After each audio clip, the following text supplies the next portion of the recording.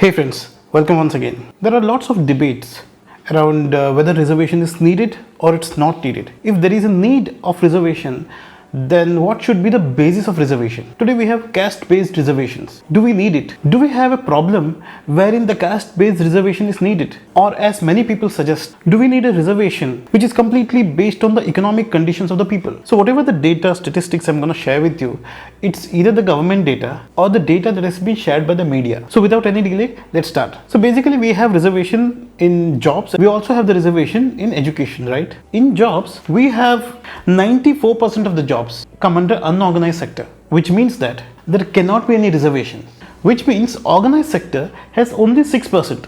And in the 6%, you have approximately 40% of the jobs going to the private companies and approximately 60% of the jobs going to government company. So this percentage may not be very accurate, but whatever is available now, this is the approximate percentage. We know that 6% is organized, and in the 6%, approximately 60% is government, and the reservation can only be possible in the government jobs. I know there is a discussion about whether we have to include the reservation in private jobs, but that's a different topic altogether. Today we'll talk about the government reservations. So 60% of 6% would be approximately 4%. And in the 4% jobs of all the jobs that's available in India, if we consider 50% of it is reserved, then we come to approximately 2% of the jobs which is reserved. Since we're talking about SCSTs, even if we consider that half of the 2% is allocated to SCSTs, it will come to approximately 1% reservation among all the jobs available in India. So when we discuss so seriously about whether we need the reservation or not, it's very important for us to know that among all the jobs that are available in India, we are talking about the mere 1% or probably a little more than that. To know this is very important even before we continue with our discussion. There are a few other things that we should know. One is, there are many people who talk about the reservation was only there for 10 years, but it was the politicians who dragged it for more years. It was for the politicians to decide if it has to be continued or not, based on the situation. So why do we have the reservation? To uplift the suppressed. So after 10 years, we're going to see whether they have come to the same level like other people. If not, then continue with the reservation. So this has been continuing. I'll not be talking about the reservations allocated to the politicians, number of seats in Lok Sabha, Legislative Assembly and all. The discussion will be confined to the common man. Second thing is, the definition of SCST is very precise in our constitution. But the definition for OBC, that is other backward classes, is not very clear. That's precisely the reason I am not discussing about OBCs, because it's very difficult to take up the statistics. I think the current President of India, after a lot of pressure from the court, has formed a committee which will be bringing the exact numbers. This is also one of the reasons every now and then we get to see a different caste or community just before the election. They start demanding that their community or the caste should come under OBC. So this is in a way exploiting the loophole that exists in the constitution. Last point is, we talk about the general category. The word general is very confusing.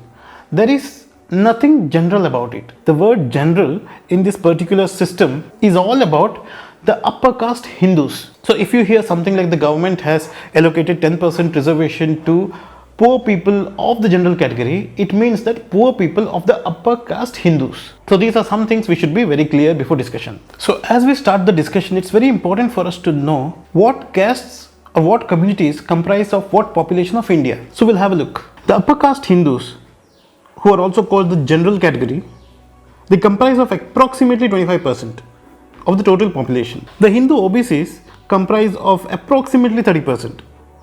There's a lot of discussion going on the OBC because there is no proper data, but for the discussion purpose, 30% is a safe number, and that has been the official number as well. Coming to the SCSTs, also we have approximately 25% of the total population, 14% Muslims approximately, and 6% others. So basically, the only category which doesn't have any kind of reservation is the upper caste Hindus, also called the general category. Now this ratio is very important for us, because whenever we get to see the kind of percentage of people who are getting education, who are working, having any kind of jobs in different areas, we are comparing that to this particular number. So let's start with India's wealth. So have a look at the graph.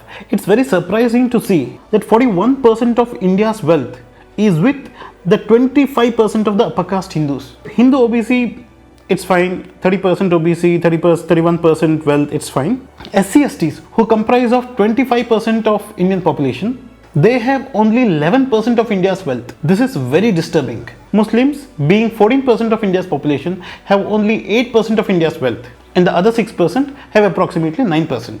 Today our discussion will be focused mainly on the upper caste Hindus, general category, and the SCSTs. So just see the difference. 25% of upper caste Hindus, 41% of the total India's wealth. 25% approximately SCSTs have approximately 11% of India's wealth. Now this difference, this ratio is very alarming. This shouldn't have been the case. This is not as straightforward as there are some poor people. The problem is poor people are more among SCSTs and rich people are more among the upper caste Hindus. So basically I want to give an idea about, do we have a discrimination in this society? Because in many of the discussions I have seen people saying that okay, in villages we may have some kind of a discrimination, but in the cities we don't have any discrimination. The discrimination is not only confined to the way we behave, it's very evident in villages, but in the cities we have to look into other factors also. The condition of SCSTs and the condition of the upper caste Hindus. And if there's a huge difference, there is a need to fix this immediately. If we talk about the IIT faculty, even there we have reservation, but the percentage of upper caste Hindus among IIT faculty is around 55%. Around 40% is either vacant or non-permanent, and all the other castes and communities comprise only of 5% of the faculty. Even if we go to the IIM faculty, it's pretty much the same situation. The Hindu upper caste comprise of 75% of the faculty. Also, in order to figure out if there is discrimination in the society, if there is a discrimination in the way SCSTs live, then I think we'll also have to talk about, say for example, priests in temples. We may not be having the exact numbers, but what percentage of the priests in temples would be from the Hindu upper caste community? Take for example the people who clean the streets, people who clean the drainages. What caste do you think those people belong to? What percentage of the people are from SCSTs, or what percentage of the people are from the upper caste Hindus? If it is more about labor where you have to physically get your hands dirty, then it's more likely you find SCSTs over there. Today we have this situation. It's very, very unfortunate. And if people feel that SCSTs are lucky because they get reservations, they get unfair advantage, I think these thoughts are very unfortunate, because our system, our society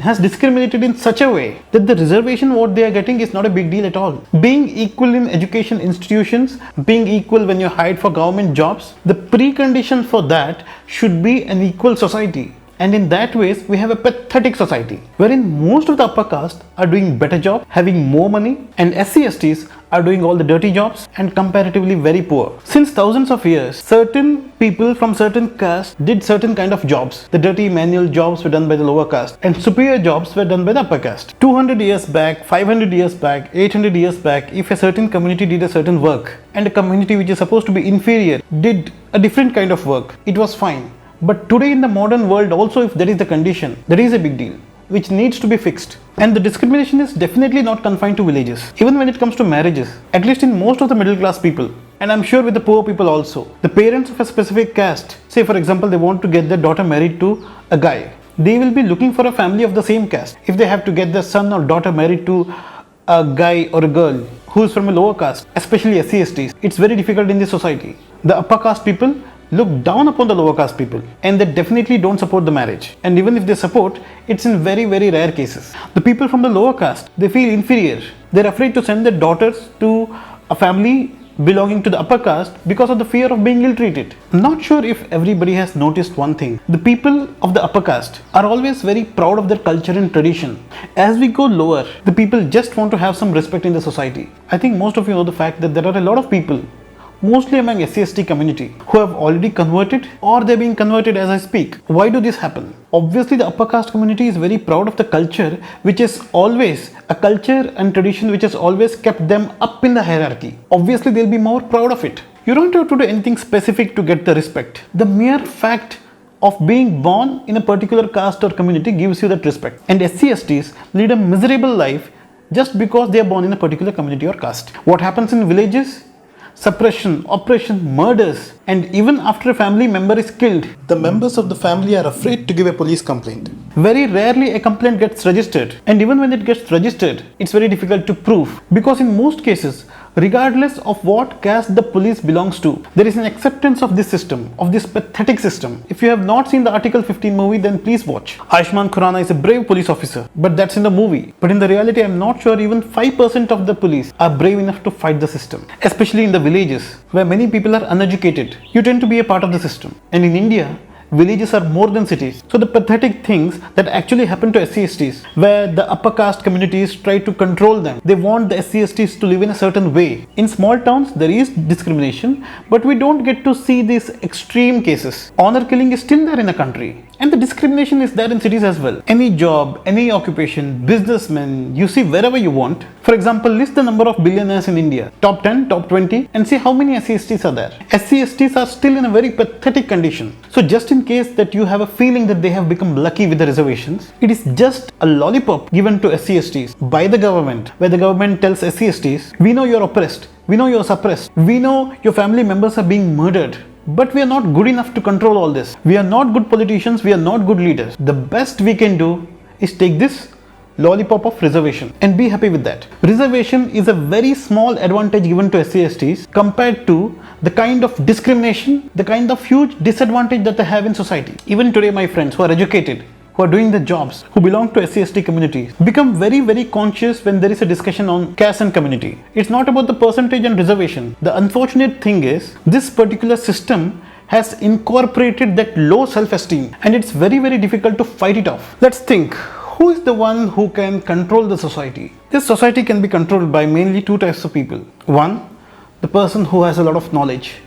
Two, the person who is very rich. Now, when we compare the condition of SCSTs, we know how rich they are, we know what percentage they are, and we also know what percentage of India's wealth they have. And even when it comes to education, the percentage of educated people in SCSTs have still not come to the level of the general people. So it's become very easy to suppress them. When it comes to marriages, what do you have a problem to accept a person from the lower caste? The usual answer would be there is a cultural difference. Shah Rukh Khan did. It's not very easy for a Muslim guy to get married to a Hindu girl or vice versa. At least in India. But they have set examples. Amir Khan, Salman Khan's family. We have good examples where people have come above the religion, above the caste. But the problem of middle class is that we are always confined to petty things. We judge a person based on the salary. We are very curious to know about the caste of the person. We tend to judge the people based on religion. I think it's time we need to come out of this. So we spoke about the discrimination in the society, and according to me, to compensate this discrimination in the society, we have to uplift the SCSTs. And how do we do that?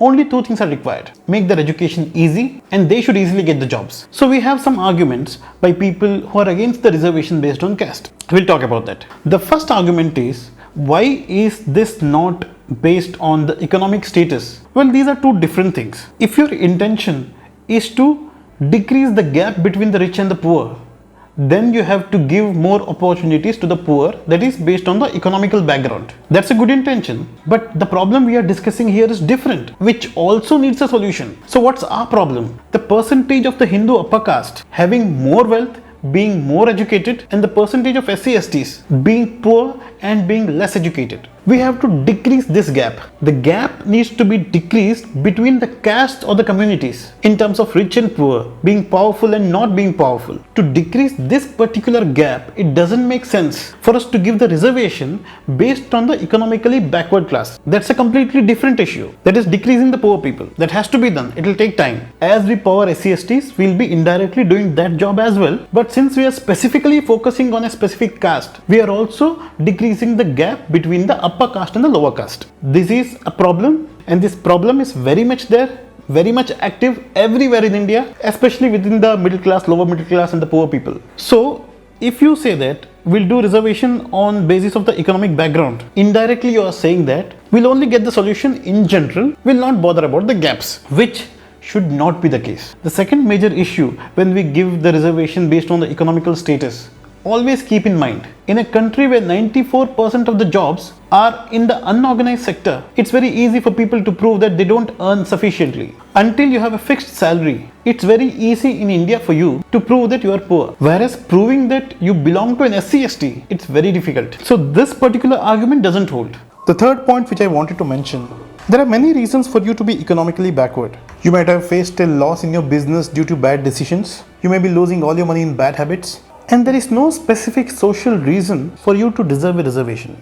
The second kind of a debate usually made by the people who are against the reservation is they tell you stories of SCST brats. They come up with extreme stories wherein there may be a neighbor who is an SCST, they have a friend who is an SCST, who are all brats, they smoke, they drink, they do drugs, and they're least bothered about their marks because somehow they're confident of getting that 35 and eventually getting a good job. Well, the stories remain as stories only. If all the stories told by my friends who are against the caste-based reservations, if all the stories were to be true, then most of the SCSTs are billionaires. But the statistics don't say that, which means that in most cases there is exaggeration in the stories. I agree that there are some rich people among SCSTs who exploit the system. The percentage is less actually, and because they are exploiting, the poor people in the SCSTs are deprived of the advantage. This slows the process. But anyways, stories are not a right way to prove something. I think statistics are more important. The third point, which is usually made by people who are against the caste-based reservation, they talk about percentages. They say that a particular SCST student who have been getting reservation all through his life, what kind of engineer does he become? And the person in the general category, general means upper caste Hindus, who has been getting good marks all through his education, also becomes an engineer. So eventually, they end up as a bad engineer or a good engineer. When it comes to doctors, it is still more dangerous because they are responsible for the patient's lives. I have a couple of points to make. The education institution has set a certain criteria. It may be 35, it may be 50, it may be 45. There is a certain criteria to become an engineer. The criteria defined to become an engineer is not different for SCSTs and the general category. Because in a way, the institution itself is saying, this is enough for you to be an engineer.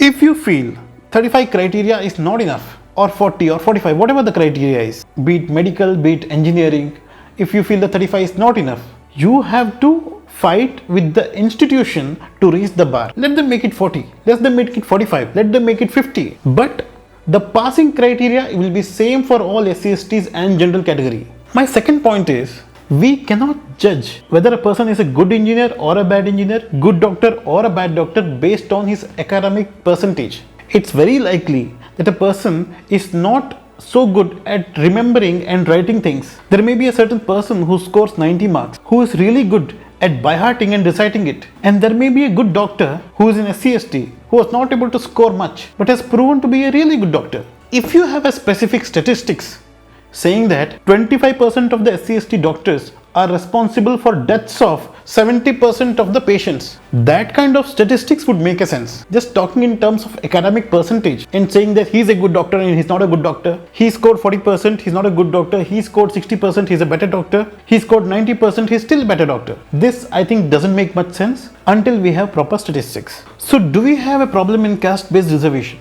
Is it perfect? I'll show you some data where we can easily see that SCSTs are improving in terms of education and jobs. We have enough information which shows that the percentage of SCSTs getting educated, the percentage of SCSTs being dropped out of the educational institutions, this has been consistently improving. Not that it has not happened. But of course, if the rich people of the SCST community wouldn't have exploited this caste-based reservation the way they have been doing, the improvement would have been faster. Obviously, the government should add some conditions. It can be anything. I'm not very good at it, but it can be something like if 2 generations have enjoyed the reservation, the 3rd generation won't. If father is in a very good position and earns enough every month, then the son is not going to get the benefit of reservation. By doing this, we are going to save a lot of seats, both for educational institutions and jobs. And we are not going to give this to the upper caste community. We are going to give this the poor people in the SCST community. By doing this, the improvement will be very fast.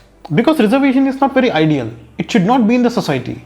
Today it is needed because society itself is not equal. But if the society was equal, and hopefully very soon it becomes, then reservation is a very bad thing. Reservation itself can be a discriminatory process. Stopping the reservation to a particular community, the politicians may be afraid that this particular community may not vote for us. So I don't think it's very practical to do it constituency wise or community wise. Keep the same reservation process, have it uniform everywhere in India, but add conditions. Add conditions in a way that it becomes very difficult for highly educated people and for rich people to exploit this system. So once SCSTs come to an expected level, should we remove the reservation? No, we should add some more conditions before we remove the reservation. The main condition would be people shouldn't be able to identify the caste.